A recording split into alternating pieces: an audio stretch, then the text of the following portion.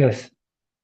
तो मैं बता रहा था कि there are different kinds of grades of living entities and their conceptions and perception of happiness are also different types and grade.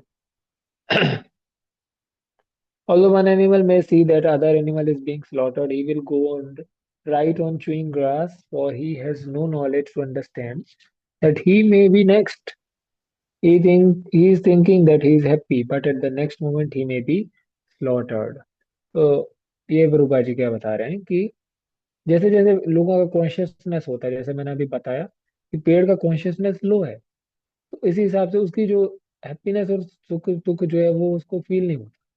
उसके लिए बहुत ही गंदी कंडीशन भी सुखी उसको लगता है, तपती धूप में भी उसको सुखी लगता है.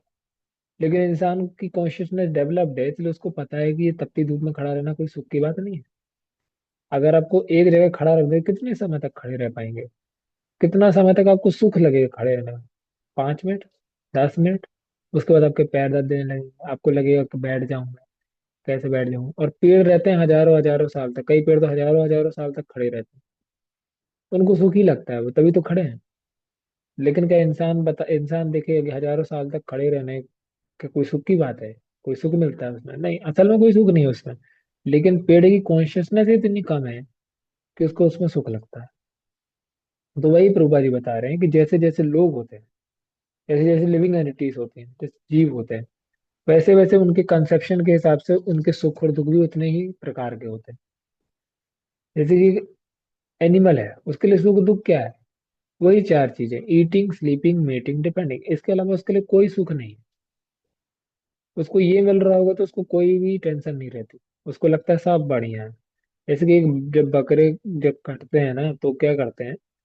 बकरा भगे ना, क्योंकि देखेगा कि दूसरा सामने वाला कट गया तो भगे ना, तो इसलिए उसको क्या करते हैं, दूसरे वाले जो नेक्स्ट है उसको चारा डाल दिया जाता है कि तुम खाओ.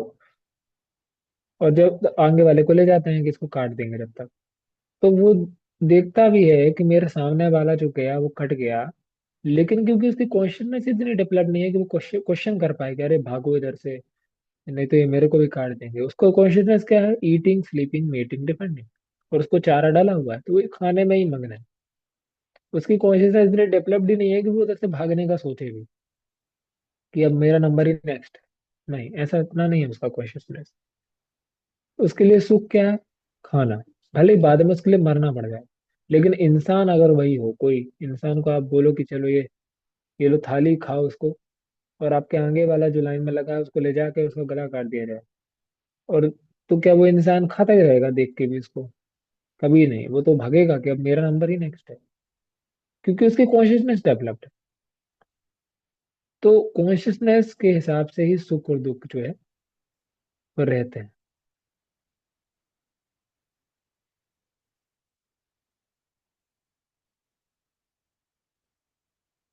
इन this way there are different degrees of happiness. तो बहुत सारे प्रकार के हैप्पीनेस होते हैं, सुख होते हैं सबके हिसाब से, जैसे जिसका कॉन्शियसनेस है. Let all of them what is the highest happiness. तो उसमें से जितने भी प्रकार के सुख जो हैं, जैसे कि पेड़ के लिए खड़ा होना सुख है, और जानवर के लिए ईटिंग, मीटिंग, स्लीपिंग, डिफेंडिंग, ये एक सुख है. और इंसान के लिए भी कोई सुख होगा. तो इनमें से सबसे अच्छा और सबसे उत्तम सुख कौन सा है, ये भगवान भगवद गीता में बताते हैं. सुखम अत्यंतिकम यत्तद् बुद्धिग्राह्यम अतीन्द्रियम वेति यत्र न चैवायम स्थिरश्चलति तत्त्वतः. भगवान कहते हैं, इन दैट जॉय स्टेज समाधि one is situated in boundless transcendental happiness and enjoys himself through transcendental senses. Established thus one never departs from the truth. क्या है इसका मतलब? प्रभुपा जी नीचे बताएंगे. इधर में भगवद गीता का 6.21 का श्लोक यहाँ पे कोट करते हैं प्रभुपा जी, और कहते हैं कि ये जो स्टेट है, जो समाधि की स्टेट, मतलब जहाँ पे व्यक्ति को पूर्ण सुख मिल जाता है, दैट इज समाधि. तो उसमें क्या होता है? वो ट्रांसेंडेंटल सेंसेस से जो है वो इंजॉय करता है. असल में देखो, अभी हमारे जो सेंसेस है वो किससे बने हुए हैं? पंच महाभूत से. क्या है पंच महाभूत?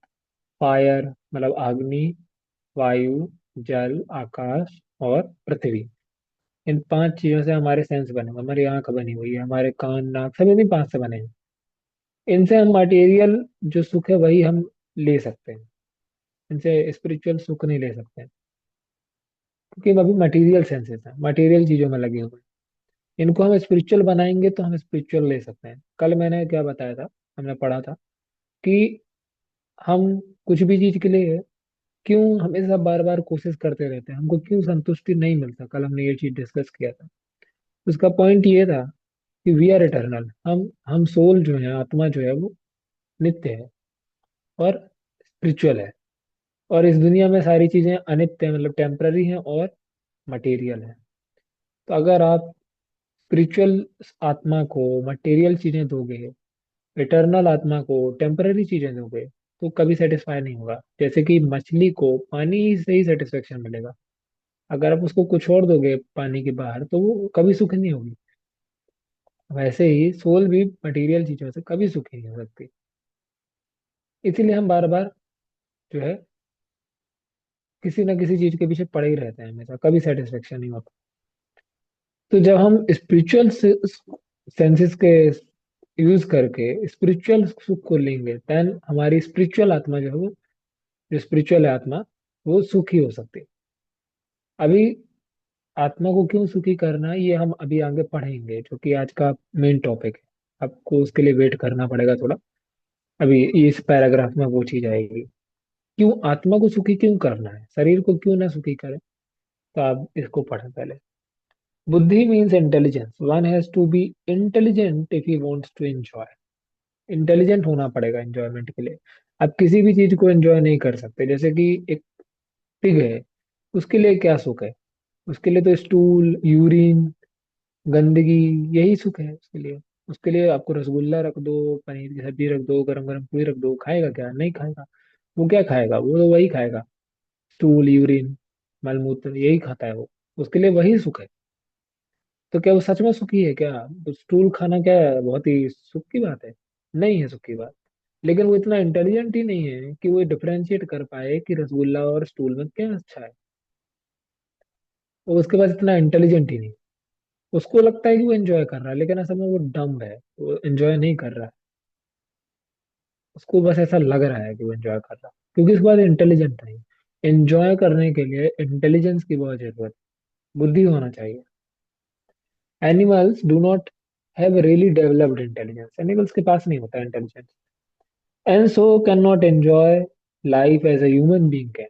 तो वो इसलिए ह्यूमन बीइंग के जैसे एंजॉय नहीं करते। घोड़ा है, घोड़ा बहुत तेज दौड़ सकता है, लेकिन उसके ऊपर कौन बैठता है? Human being.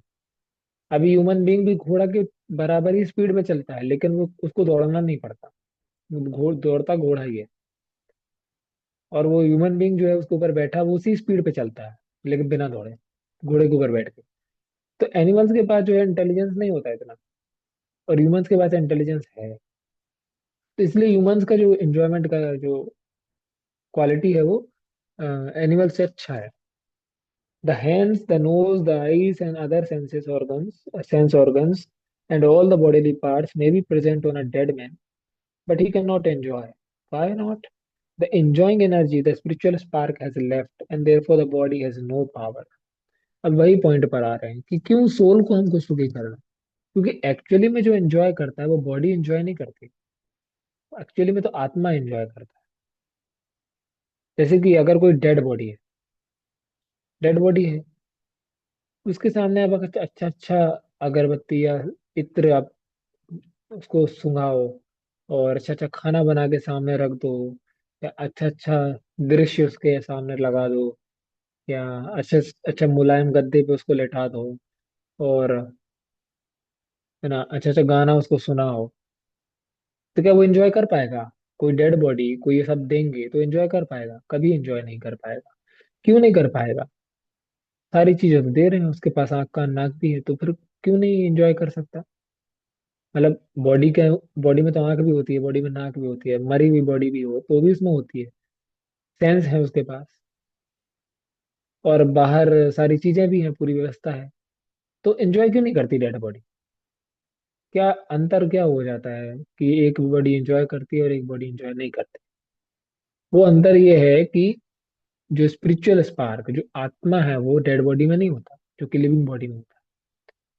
इससे हम समझते हैं कि इंजॉय करने वाला बॉडी नहीं है, क्योंकि बॉडी के सामने इंजॉयमेंट की चीजें होने के बावजूद अगर आत्मा ना हो तो बॉडी इंजॉय नहीं करती। तो असल में इंजॉय करने वाला बॉडी नहीं है, इंजॉय करने वाला आत्मा है, जो जब तक बॉडी में रहता है तो बॉडी के थ्रू एंजॉयमेंट करता है। जब आत्मा निकल जाता है तो बॉडी के पास कोई पावर नहीं बचती एंजॉय करने की। If one looks further into matter with a little intelligence, he can understand that it was not the body that was enjoying, but the small spiritual spark that was within.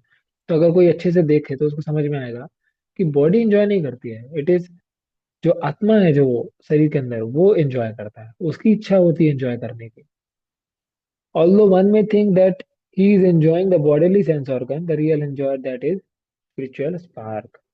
किसी को लगेगा कि मैं तो आंख को एंजॉय कर रहा हूँ, या आंख से एंजॉय कर रहा हूँ, या अपनी स्किन से एंजॉय कर रहा हूँ, कानों से एंजॉय करता हूँ। असल में ये सब नहीं होता। एंजॉय करने वाला होता है स्पिरिट सोल, वही एंजॉय करता है। The spark always has a potency of enjoyment, but it is not always manifest due to being covered by material tabernacle. क्या बोलते हैं प्रभुपाद जी की जो आत्मा है उसको हमेशा एंजॉय करने का जो है टेंडेंसी होता है कि वो एंजॉय करेगा। क्यों क्यों एंजॉय करेगा? क्योंकि भगवान जो है वो सुप्रीम एंजॉयर है, भोगता आ रहा हूँ। भगवान कहते हैं अपने आप को कि मैं भोगता हूँ, सारी चीजों को भोगता हूँ, मैं ही एंजॉयर हूँ। मेरे को मेरी सारी चीजें मेरे लिए ही एंजॉय करने के लिए बनी हैं, किसी और के लिए नहीं बनी है। मैं ही एंजॉय करूंगा सबको। और हम क्या है? उनके अंश हैं। तो उनके अंश होने की वजह से हमारे अंदर भी ये टेंडेंसी है कि हम भी एंजॉय करेंगे, क्योंकि हम भगवान के ही अंश हैं, भगवान एंजॉय करते हैं। तो उनके पार्ट होने की वजह से हमारे भी एंजॉयमेंट का क्वालिटी हमारे अंदर है। लेकिन हम क्या करते हैं? हम एंजॉय क्यों नहीं कर पा रहे अभी? क्योंकि हम मटेरियल जो कवरिंग हमारे ऊपर है, मटेरियल की बॉडी है जो हमारे ऊपर है, ये हमको एंजॉय करने से रोक रही है। जैसे कि मैंने कल एग्जांपल दिया था कि आपको रसगुल्ला खाने का मन है, आपको बहुत अच्छा टेस्ट लेने का मन है, लेकिन आप एक खाओगे, दो खाओगे, उसके बाद बॉडी आपको मना करने लगेगी, नहीं अब इससे ज्यादा नहीं खा सकते। भले ही आपका मन भी हो तो भी आपकी बॉडी मना कर देगी, इससे ज्यादा नहीं खा सकते। तो ये जो एंजॉयमेंट करने की टेंडेंसी हमारे अंदर है, उसको रोकता कौन है? बॉडी रोकती है असल में। ये मटेरियल बॉडी हमको एंजॉय नहीं करने देती। Although we may not be aware of it, it is not possible for body to experience enjoyment without the presence of spiritual spark. वही बात कि अगर आत्मा निकल जाएगा तो बॉडी कभी एंजॉय नहीं कर सकती। If a man is offered a dead body of a beautiful woman, will he accept it? No, because the spiritual spark has moved out of the body. Not only was it enjoying within the body, but it was maintaining the body. When the spark leaves body, it simply deteriorates. अगर किसी व्यक्ति को बोला जाए कि बहुत सुंदर महिला का आपको शरीर दे दिया जाए, मतलब इट शी इज डेड, और उसका शरीर आपको दिया जाए, तो क्या भी एक्सेप्ट करेगा? कभी एक्सेप्ट नहीं करेगा। वैसे अगर किसी महिला को बोला जाए कि you take this handsome man, उसको दिया जाए किसी डेड मैन का बॉडी जो कि बहुत सुंदर हो, तो क्या वो एक्सेप्ट करेगी? नहीं करेगी। तो क्यों नहीं करेगी? उसके पास आंख है, कान है, नाक है, सारा एंजॉय करने का सब चीज है उसके पास, जो कि एक जिंदा इंसान भी दे सकता है। तो why you can't accept it? क्यों नहीं करेंगे? क्योंकि उसके अंदर जो स्पिरिचुअल स्पार्क था वो नहीं है। तो असल में हमको अभी इधर पे हमको एक पॉइंट पे मेडिटेशन करना चाहिए कि जो सुख हम सोचते हैं कि सामने वाले के अंदर है, वो आंख, नाक, उसका हैंडसम मुंह, उसका शरीर, उसका सब कुछ जो हम देखते हैं दूसरों के अंदर, वो अगर हमको दे दिया जाए आत्मा को हटा के, तो हम उससे एंजॉय नहीं कर पाएंगे। जब तक उसमें आत्मा नहीं होगी तब तक हम उससे एंजॉय नहीं कर पाएंगे। असल में जो एंजॉयमेंट जो खुद से हमको दे रहा था, वो क्या दे रहा था? वो आत्मा दे रहा था सुख। वो शरीर नहीं दे रहा था सुख, आत्मा दे रहा था सुख। क्योंकि शरीर जब आपको मरे इंसान का शरीर पकड़ा देंगे तो आपको सुख मिलेगा क्या? उससे नहीं मिलेगा। आत्मा, वो आत्मा के साथ वाला पकड़ाएंगे तो सुख मिलेगा। तो असल में जो पॉइंट है, जो सुख देने का, जो जो असल में जो चीज जो हमको सुख देता है वो है आत्मा। दूसरे सामने वाले का जो आत्मा है, without soul, dead body, there is no enjoyment. उससे आप कोई एंजॉयमेंट नहीं कर सकते। तो इसीलिए क्यों हमको आत्मा ही सुख देता है? क्योंकि हम इटर्नल है, हम सोल है ना। हम सोल हैं, इसलिए हमको एक सोल ही एंजॉयमेंट देता है। बॉडी अगर आपको पकड़ा देंगे डेड, तो वो एंजॉयमेंट नहीं देगी, क्योंकि यू आर अ सोल। और सोल ही आपको दे सकता है एंजॉयमेंट। वैसे ही क्यों हमें ये सब पढ़ रहे हैं कि एंजॉयमेंट हमको करना है, एंजॉयमेंट हमको करना तो है, लेकिन हमको सही एंजॉयमेंट करना चाहिए। मटेरियल चीज हमको एंजॉयमेंट नहीं दे सकता। दैट्स वाई हम बताते हैं कि हमको सोल से एंजॉयमेंट मिलता है। और सोल को एंजॉयमेंट देने वाले कौन है? सुपर सोल, भगवान, परमात्मा। परमात्मा से हमको सुख मिल सकता है, जो कि हम आगे पढ़ेंगे आने वाले रीडिंग सेशंस में। अभी आज के लिए तो हम इतना ही पढ़ेंगे। अभी किसी का कोई क्वेश्चन हो तो वो पूछ सकता है।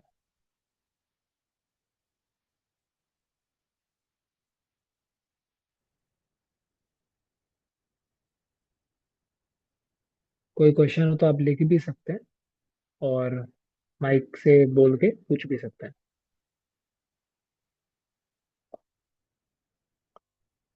2 मिनट हम वेट करेंगे। और आप लोग, अच्छा, आप लोग 4 लोग आ रहे हैं। आप लोग दूसरों को भी इंस्पायर कर सकते हैं आने के लिए, ग्रुप में मैसेज करके या पर्सनली बोल के, जिससे लोग फिर से आने लगे। तो हमारे सेशंस तो अभी बहुत अच्छी रीडिंग हम कर सकते हैं अच्छे से। ठीक है, किसी का कोई क्वेश्चन है क्या?